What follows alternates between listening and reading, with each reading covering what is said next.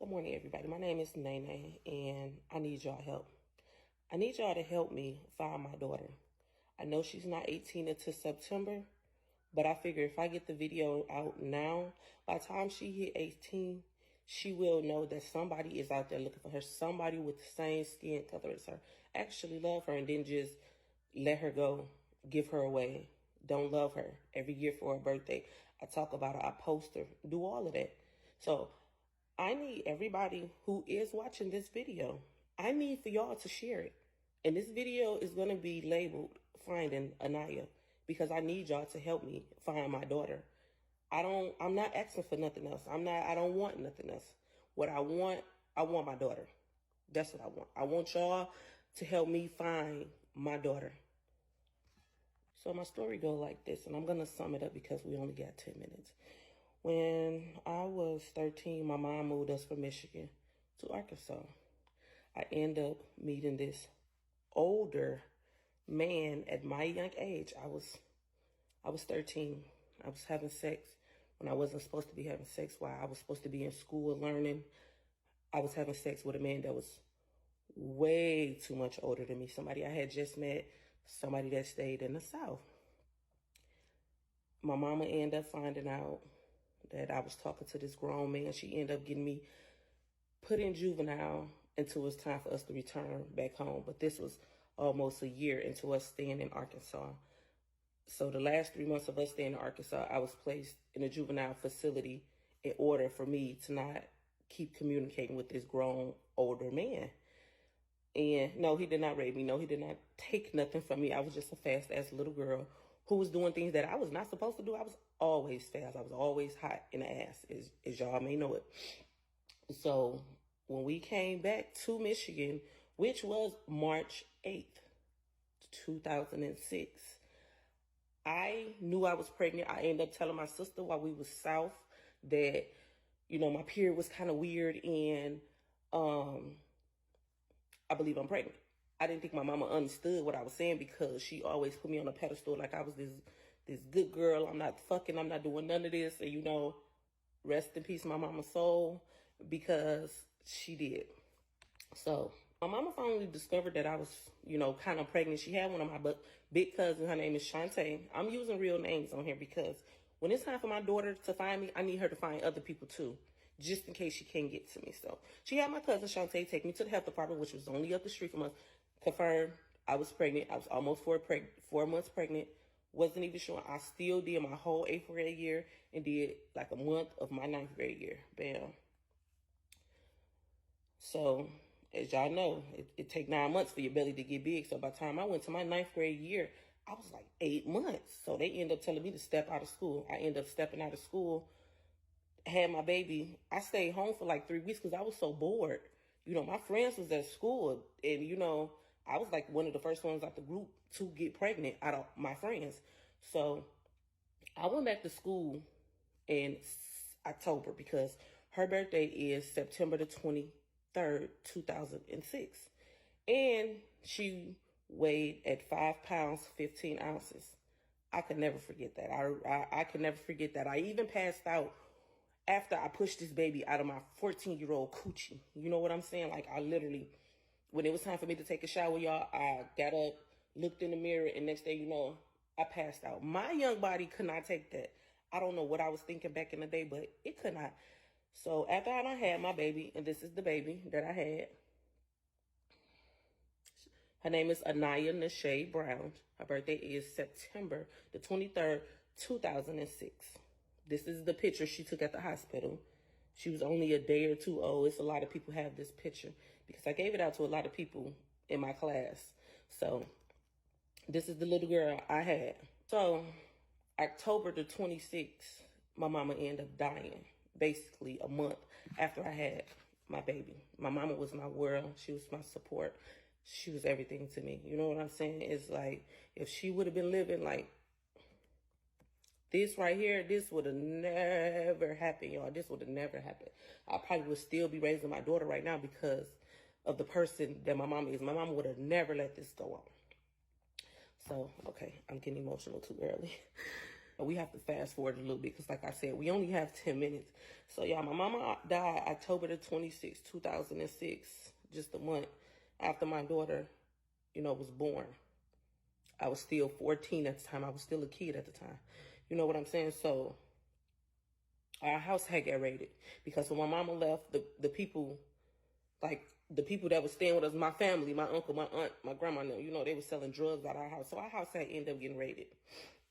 That was one reason why CPS, kind of was involved, kept keeping a watch on us or whatever, because our house had got raided and it was 5 minors in there. My mama had 4 kids plus a grandbaby, and we were so young, from 16, 15, 14, and 12. My little brother was probably 11 at the time. So our house ended up getting raided. So my grandma ended up finding us another spot to go to. I'll just say this. I'm not going to say that my grandma was a bad grandma, because she wasn't. Everybody in the hood loved it, some Beatrice Brown. It's just when it came time to parenting her teen grandkids, it's just like she was lost. I don't know if she was lost because my mama had died, or she was just lost because of her drug addict. But her drug addiction did not stop her from caring and loving about us, y'all. I promise y'all, it did not. Because even though she was, using drugs, she made sure that the house that she got us, was still had lights in it, had food in it. It's just that she was never there. She never guided us to where we needed to go. So my daughter, she had breathing problems when she was a baby. And she was tongue-tied. Y'all know the thing that's in the back of your tongue? Hers is not back there. Hers is at the tip of her tongue. So when she talk with a twist. She's tongue-tied.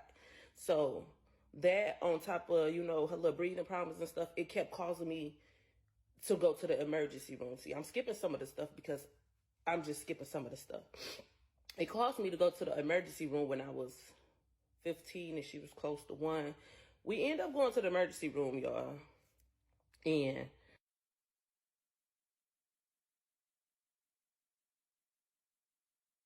we ended up going to the emergency room, and then me being underage at the age of 15, they like, who do you stay with? Da-da-da-da-da. I'm like, I'm supposed to be staying with my grandma, but my grandma, she got her own unit. And then, basically I'm telling them, you know what I'm saying? Because at this point, I'm fat the fuck up. So I'm telling them, like, I'm supposed to be staying with my grandma, but, y'all know how shit is and how stuff was back in the day, So they're like, okay, we're going to call a social worker up here. They end up calling a social worker up to the hospital because my daughter was having problems breathing. You know what I'm saying? And then I didn't have an adult there. What is you doing at 15 years old bringing a baby, a 6, 7, 8-month-old baby to the hospital due to breathing problems? Where's your guardian at? That was a trigger in Michigan. This probably not everywhere. This is my experience. This is from Michigan. I'm telling y'all my story. So they end up calling CPS, getting CPS involved. CPS end up coming to the hospital. They end up taking me and my daughter. Me and my daughter both were in foster care. We went to this white couple farm in Albion, Michigan. I didn't even know what Albion was at, y'all, to tell y'all the truth. We went there. It was another girl from our hometown. She was staying there. Me and her was bumping heads. We ended up having a problem. I believe she was stealing my money that I was getting benefits from my mom that my uncle was sending me. So we end up getting into it. The Caucasian people I was staying with, it's like they wanted a baby because every kid in their house, they was mixed or black. I probably seen like 2 white kids. It's like, I don't know. It was strange. It was getting stranger and stranger and stranger. So it was an incident that had happened one night where it separated me and my daughter. It was like these people, it's like they had something against me. I don't know what it is. They just had something against me. And that's another reason why from their house, I was trying to come back to Benton Harbor, and tell them I work her. I think y'all need to move me and my daughter about this house, da-da-da-da-da. They're like, if we move you, your daughter gonna stay here. I'm like, what? No, y'all can't separate me and my daughter. You know what I'm saying? Y'all always said that y'all was gonna keep us together. So one night, these white people made up inside their head that they was gonna call CPS on me, tell CPS I said I was gonna kill me and my daughter. I was flabbergasted. You know what I'm saying? I didn't even know what they was getting at. Like, why would y'all say this? Like, what is you talking about?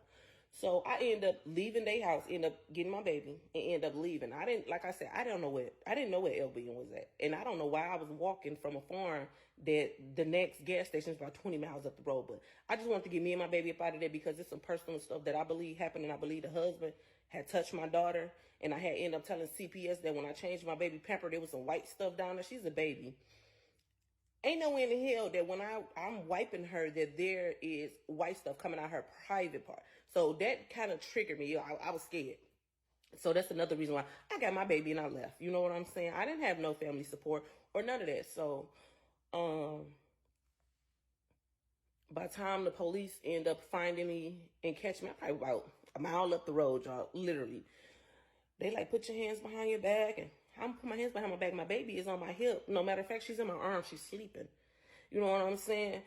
They like, put your hands behind your back, and I'm like, what's going on? What's going on? They're like, oh yeah, we got a call that you said you're gonna kill you and your baby. I'm like, what? I'm like, why would I do that? I'm like, I'm trying to get away from these crazy people at this fucking house. You know, I never stayed with white people before a day in my life. I promise y'all, I never had a problem with no white people.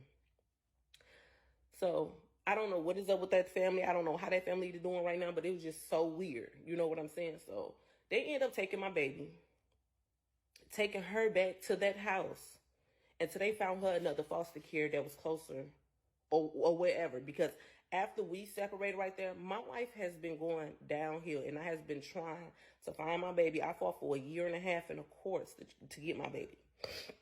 So once they separated me and my daughter, they took me to a mental hospital to see if I was crazy. There's nothing wrong with me at all. There's nothing wrong with me. So they end up letting me go with a family member that was in Kalamazoo, my cousin Trisha. They end up letting me go. I think I stayed with her for about a month. I don't know. It was the summertime. I stayed with her like a month. And you know what? And what's so weird? While I was staying with my cousin Trisha, I did not have not one visit with my daughter. That's how I know that the system in Michigan is so rigged up, that it's so many kids that's in the system that's not supposed to be there, that it's just so crazy. So, I end up staying with her, my cousin. Stayed with her for like a month or two. You know what I'm saying? But the only thing that's on my mind is trying to get my baby back. I didn't care what was going on around me, what was going on. I was trying to bring my daughter home because in all actuality, she was the only thing that I had that was close to my mama. Not my mama's sister, not my mama's brother, not my grandma, none of that. It was my baby that was close to my mama, because when my mama died, she was upstairs changing my baby. Ended up going to sleep with my baby on her arm and never woke back up. So that's another reason why I am telling this story, because you know what I'm saying? I lost my mama. So me trying to bring my daughter back home it's something that I need. It's something that I need for me. I need this for me. And, and I need y'all help. And I'm not lying. I've been wanting to do this when she was 11, 12, 13, 14, but I know how the courts go in Michigan. Like, you just can't do that. You know what I'm saying?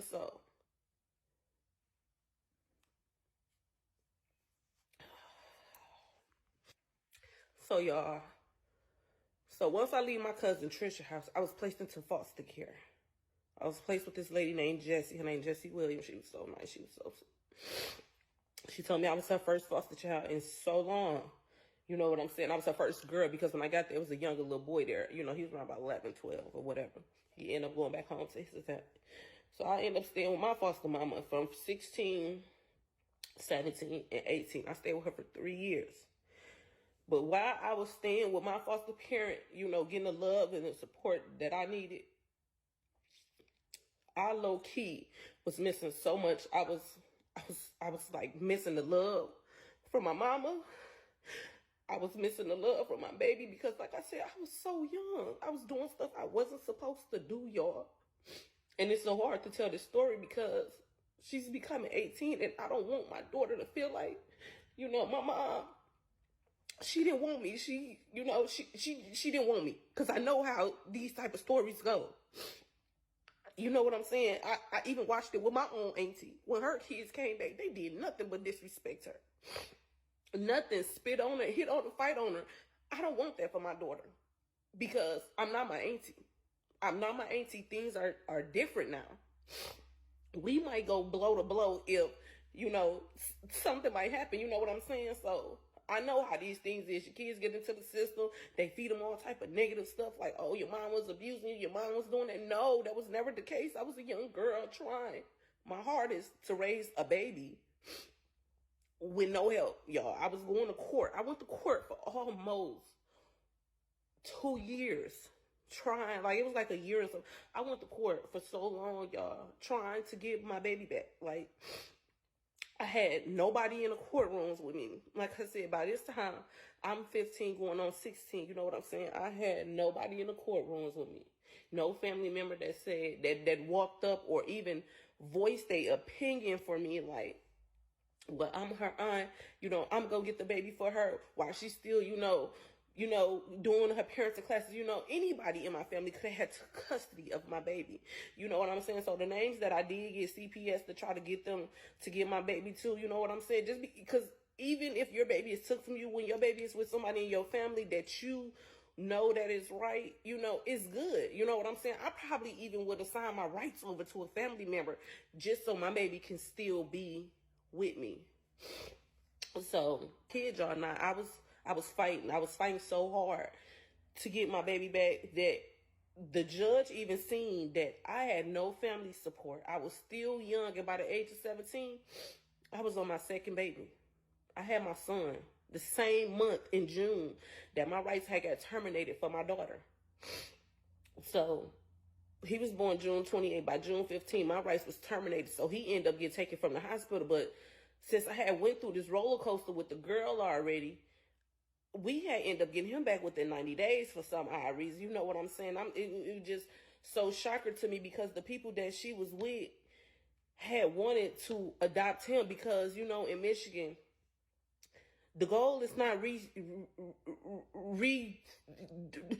it's not to give you your kids back. It's not reunification or whatever it may call. Reunification. Michigan was not trying that. Michigan, at this time, Michigan had wanted my daughter and adopted her out to some people with not even the same skin color as her. So I had fought for her for so long, trying to get her back. I had nobody in the courtroom. I had no grandma, no cousin, no auntie, nobody. I couldn't count on not one hand that I had anybody to come to that courtroom and even speak up for me, to even get me. Nobody in my family even got me but my cousin. This ain't got nothing to do with my sibling or none of that. We were young. Nobody got us. A brother went here, a brother went there. I went with my sister for like a few months. And that was it. And then I'm in the foster home trying to fight to get my baby back with no help. My sister was only 17. She was pregnant. She couldn't do it. You know what I'm saying? It was just, I didn't have a lot of support. I don't have a lot of support right now. I think that's why I am angry now, because if I would have had the love and the support that I had when my mama died, you know how when people die, you're supposed to look after their kids and make sure they're okay? We didn't get that chance. And we had family. We had aunties on our mama dad's side that wanted us, but our grandma would not let us go. For some odd reason, they had a vendetta against each other when back then, back in the 70s and 80s and stuff. Like, I just didn't understand. So I'm coming to my Facebook friends and my TikTok friends, mostly my TikTok friends, because I just really don't give a care about Facebook. I'm coming to y'all. I'm asking y'all to hear my story, to help me find my little girl, to bring her home. And even though some people might be like, oh, she's not 18 yet, I don't care. I don't care. 17 is the new 21. So me putting this story out right now, it'll give me more insight on her. You know what I'm saying? I just didn't give my baby up. I just didn't say, here go a baby. I can't handle her, because that was the least amount of my worries. Everywhere somebody see me at in Ben Harbor, they has to understand this stroller that I'm pushing, me pushing this stroller, this is my baby. She was never going out of my sight. I never let nobody in the family watch my baby. Can't nobody in the family ever say, oh, when Naya was little, we used to watch her. Nope. Nobody but one person. That's my sister Tanisha. That's it. Can't no other body that shared neither one of my last names say, oh, well, we watched her daughter. No, you didn't. I came over your house and you seen my baby, and that was that. My daughter never stayed the night overnights in nobody's house. When I wanted to go out and do me or whatever, my baby was always with my sister. You know what I'm saying? So I am asking y'all, today is August 1st, 2024. I got up and I made this video because I was actually scared. It took one of my supporters to tell me to go ahead and get the story out. And I want to find my daughter because life is too short. I don't know if she's living or she's dead. I don't know what she looking like now. But when she was a baby and she was one, she looked just like me. I got two videos. I have two videos that is pinned on my TikTok. If y'all can share those videos and this video is the most important video because this video is going to help me find her. So I just need y'all to help me find my daughter, even if it takes a year or two. I think it's time, especially with the way that this stuff is in the world right now. I just feel like my boys need to know their sister, because next year I have a 16-year-old son. And it's time. There's nothing more that I can say but finding Anaya, bringing Anaya home. That's all. So I need y'all help and I need y'all support. If y'all don't do nothing else, even if you don't like me, there's a lot of people in this world who don't like Nene, and that's fine. Y'all don't have to like me at all. I'm not asking y'all to like me. I'm not asking y'all for no money. I'm not asking y'all for nothing. The only thing I am asking y'all for is to share my video. Just to share the video. Y'all can share the video. Y'all can like it. Y'all can comment. Y'all can do whatever. I never asked the community or nobody for nothing at all. If I could do this on my own in front of my daughter, I would. But I can't. And I need y'all help. I almost got 6,000 followers on here. So I need one of the 6. It don't even matter. Just share it. I don't need no sympathy. And I'm not crying because of my trauma in my past. I'm crying because she's almost 18 and I haven't seen her since she was 2. Just imagine you pushing a baby out, you holding the baby in your belly for 9 months just for her to get taken away. Or because you don't have no family support. You don't have no family support. It wasn't my fault. And there wasn't nothing I could do about it. If I could turn back the hands of time, I tell my sister that all the time. If I could turn back the hands of time, bro, and know what I know right now in 2024, things will be so different. Things will be so different. Like, I would have finished school. I would have graduated. I would have got my high school diploma. I would have went to college. I would have did so much stuff. But today is not the day singing about woulda, coulda, shoulda. Today is the day that I put this story out on trying to find my daughter. I am so sorry that this video is just a little bit long, but y'all, I ain't asking y'all for nothing. Nothing in this world.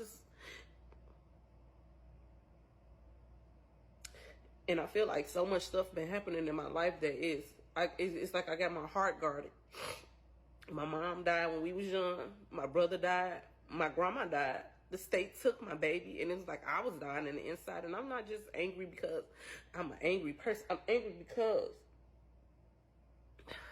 angry because I done got so much stuff taken from me, and I do so much for people that I don't know when I'm gonna explode. You know what I'm saying? I want my daughter here to meet my sister, my brother. You know what I'm saying? So if y'all can please do me one favor on sharing this video or liking it or just helping me. You know what I'm saying? Just help me. And I'm going to insert one of those videos inside of here, or a picture or anything. I'm going to insert it inside of here so y'all able to see it. You know what I'm saying? I'm going to insert our last picture that we took together. I really need y'all help. And after this, I'm gone. But I'm pretty sure TikTok is gonna help me. I'm seeing a lot of reunification stories, and it was time that I shared mine. It was time that I shared my story. I don't need no negativity in the comments. I don't want none of that. You know what I'm saying? People can be so judgmental and stuff like that nowadays. I don't want none of that. You know what I'm saying? I'm only asking for some help. I'm not asking y'all for no money. I'm not asking y'all for no GoFundMe. I'm not asking for none of that. I'm asking y'all for some free stuff. Help me find my daughter. Her name is Anaya Brown. She's 17 years old. I don't know where she is. She was adopted out of Michigan. I'm not posting this video in no adoption groups out of Michigan either. I'm not doing that. I'm not even posting on Facebook. I'm leaving this video here. If y'all want to take these videos, because it might be take these videos and post them on Facebook and ask people to share them, that's good. I'm not going to do it. I hate judgmental people. I hate people to even come up, damn, she was age fucking. I was. And I can't change that now. It's been 18 years. I have 4 kids and I'm a great mom. I have my own house, my own car. I keep a job. I'm not one of those parents that's when I was back then, I'm this now. Back then, I was a great mother. Had 1 kid. Made sure that anything that child needed, I provided that for her. Me or my sister boyfriend. You know what I'm saying? Nobody else. Nobody. And I'm going to keep on saying that. Nobody in my family helped me get this fucking baby back. Nobody ever came to court. Nobody ever did nothing. But these the same family members that'll sit around and talk about you, and you know, it's like ever since my mama died, our life ain't been the same. Family ain't been the same. Gatherings ain't been the same. Ain't nothing been the same. So, yeah.